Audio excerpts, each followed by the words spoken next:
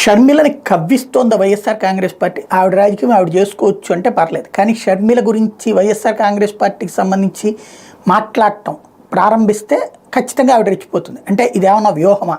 ఆవిడ రెచ్చిపోవాలి, తన అన్నం తిట్టాలి, లేకపోతే కుటుంబం గురించి మాట్లాడాలి, అప్పుడు ప్రజల్లో ఒక వ్యతిరేకత రావాలి, అప్పుడు ఆ వ్యతిరేక ఓట్లు చంద్రబాబుకి వెళ్లకుండా అదంతా షర్మిల వైపు పడాలని ఏమన్నా వైసీపీ అనుకుంటుందా?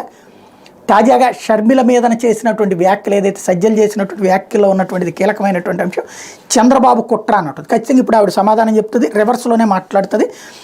కాంగ్రెస్లో షర్మిలమ్మ చేరడం వెనక టీడీపీ అధ్యక్షుడు చంద్రబాబు కుట్ర ఉందని సజ్జల రామకృష్ణారెడ్డి అన్నారు. ఇక అధికారం కలయాన్ని గ్రహించిన చంద్రబాబు దింపుడు కళ్ళ ఆశలతో ఈ కుట్రకు పాల్పడ్డారని మండిపడ్డారు.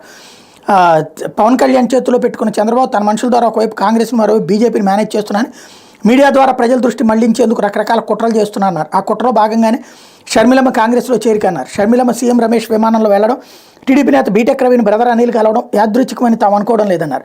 క్రిస్టియన్ ఓట్లను ప్రభావితం చేయడానికి కుట్రలు చేస్తున్నారంటూ గతంలో ఇదే టీడీపీ నేతలు బ్రదర్ అనిల్పై ఏ స్థాయిలో తిమ్మితిపోసారో అందరికీ గుర్తుందన్నారు. టీడీపీ నేత బీటెక్ రవిని ఎయిర్పోర్ట్లో బ్రదర్ అనిల్ మర్యాదపూర్వకంగా కలవడం వంటి వాటన్నింటినీ పరిశీలిస్తే షర్మిలమ్మ కాంగ్రెస్లో చేరడం వెనకాల చంద్రబాబు కుట్ర ఉందని అర్థమవుతుందన్నారు. ఇప్పుడు షర్మిల దీని మీద రివర్స్లో మండిపడేటటువంటి అవకాశం ఉంటుంది.